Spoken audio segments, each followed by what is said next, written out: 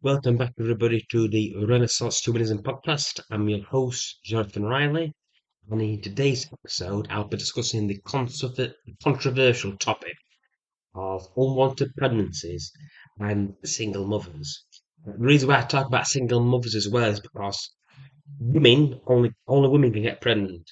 That means if a woman gets pregnant, she tends to be the one with the baby because the baby is inside her. That's how she can become a single mother because women are left with a baby. I hope this doesn't sound too controversial or out there, but that's what happens. Women get pregnant, men don't get pregnant. I hope it's not too biological for people. Okay, the sexual revolution from 1950s to the 1970s has changed social norms concerning sex. Now it is socially seen as the woman's fault if she gets pregnant, due to the sheer availability of the contraceptive pill and its many forms available to women. In previous generations before the 1960s, it was the man's responsibility to get a woman when she gets pregnant, to get her married and provide a hearth and home to his wife and children. However, social norms, either rightly or wrongly, have been destroyed. Women, particularly young women, are not educated on how the contraceptive pill works, are aware of its side effects, how it affects it truly or actually affects and how it actually prevents pregnancy. It's usually ideally effective 99% of the time, but people aren't perfect. They either forget or mistake the pill, so in reality, it's about 93% effective. That means 7 out of 100 people will end up getting pregnant each year, using the pill properly. It's also important to be aware that for the pill to be effective, it's got to be taken every single day at the same time, and it can take 1 month to be effective. Furthermore, if a woman increases in size, this can be in terms of muscle or body fat, the dosage may not be effective. The pill makes the female mind believe that she is pregnant, which can cause increased breast size, onyxia, due to the mind believing it's pregnant. Also, the body believing it is pregnant decreases the natural female sex drive and can cause symptoms such as depression. Also, the pill, in extreme cases, can affect a woman's natural development. These are the extreme cases. Normally, it nudges the sexual orientation or nudges the actual preferences of certain different kind of male partners or even personal sex drive, either one way or the other. The podcaster Chris Williams, he states that he has a lesbian friend. When she's ovulating or a certain time in her cycle, she goes into a bit more attracted to men. And again, I'm not a woman, but they are these extreme because it affects the actual mood as well. I'm just interested or not interested. And that's just so you're aware of that as well. Uh, this can nudge someone's sexual preferences to be less or more attractive to their male partners, which I said before. This is a slight nudge, though at extreme ends it can be severe. It can cause a woman to be asexual or have no sex drive at all. A woman's sex drive is also partly driven by its mixture of hormones, such as testosterone within their body. If a woman has low testosterone, which is not normal for the female body, it can decrease her sex drive. In a woman's testosterone is produced in the various locations. 1/4 of the hormone is produced in the ovary, a quarter in the adrenal gland, 1/2 in the perioral tissues from different precursors producing into the ovaries and adrenal gland. I hope I've got that terminology right. That's why you notice it's why when women transition to become men, they can feel like more confident. They have higher sexual because that's testosterone working in the systems. That's what it does. And also, it's a very for men very much sex orientated, very visual orientated. Women don't really understand that unless they go on like a dose of TRT, hormone replacement therapy. That's for these like bodybuilding women. They get more testosterone in the body so they can end up helping build more muscles. That doesn't mean they're transitive or men, but it's just a side effect. Okay. The next part, I'm going to talk about the changes of social norms.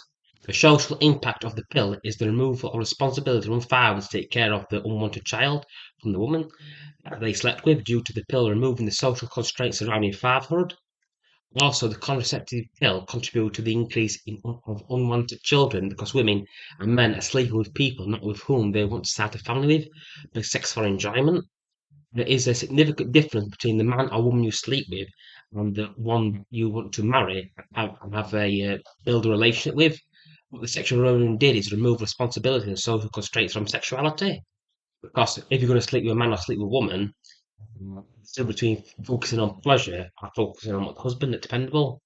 And there can be two different things.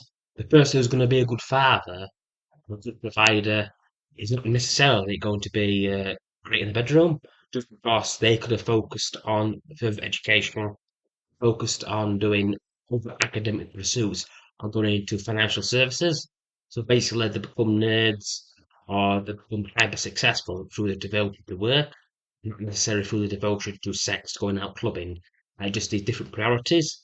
I mean, they can be not too good in the bedroom, but that can be something that can be fixed, or somebody that can match a woman that actually feel physically attracted to as well, not necessarily the same people.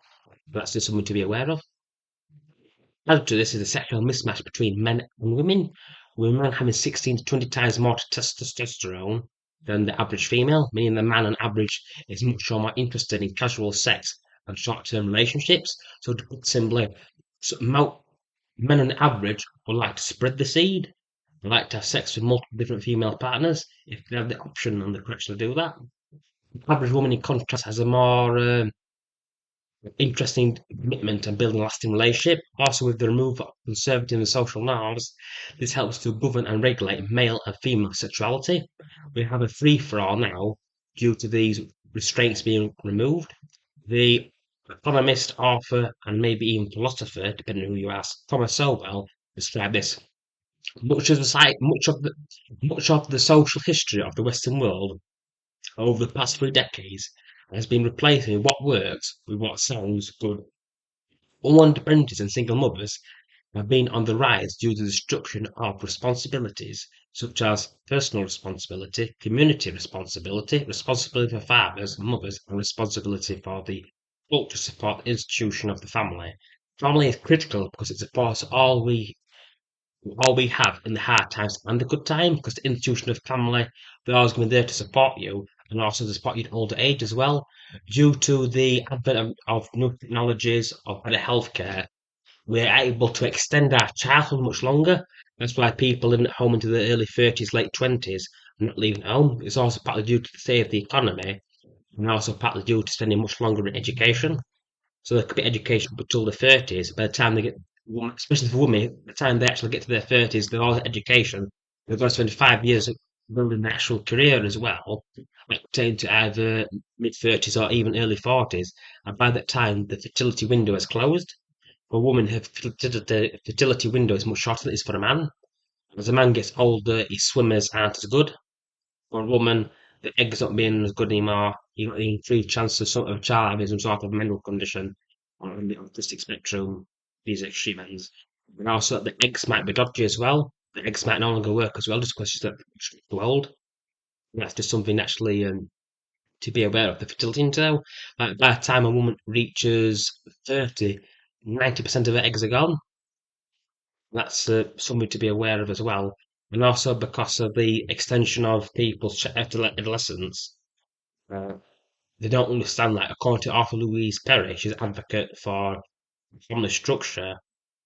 We spend most of our lives being independent or interdependency between, let's say, like the child, we're totally dependent on our mother's father to take care of us, look after us.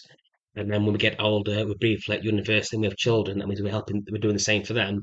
And then we also look after our parents the way they look after us in their old age, due to becoming infirm, they can't walk upstairs, can't wipe their own asses, and just that kind of normal cycle of life. And that's been disrupted because parenting responsibilities can be dodged for 20 years, if not more, longer if you're a man. Uh, and also, because we end up middle care as well, people living longer, that means your parents might not need much healthcare. But then in reality, we are dependent upon other people, dependent on our relationships. There's nothing, nobody wants to go home on the night when they're finishing work, empty motel room, empty flat, empty home. And that's what more and more people are increasingly doing. I hope you've all enjoyed today's podcast. I hope you find it interesting and informative. And peace out.